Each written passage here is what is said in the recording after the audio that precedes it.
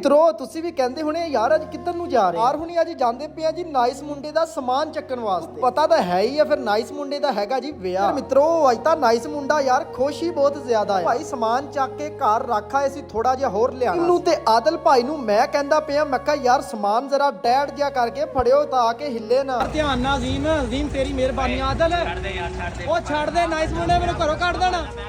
ਤੇਰੀ ਮਿਹਰਬਾਨੀ ਆ ਯਾਰ, ਨਾਈਸ ਮੁੰਡੇ ਨੇ ਘਰੋਂ ਕੱਢ ਦੇਣਾ ਮੈਨੂੰ।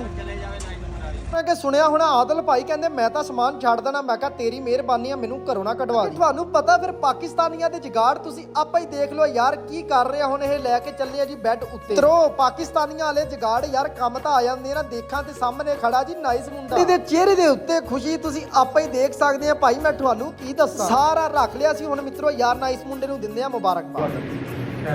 ਤੁਹਾਡਾ ਵੀ ਅੱਜ ਬੜਾ ਅੱਛਾ ਹੈ। ਤਕੱਲਫ ਦੇਖਾਂ ਤੇ ਅੱਗੇ ਹਾਜ਼ਰ ਖਿਦਮਤ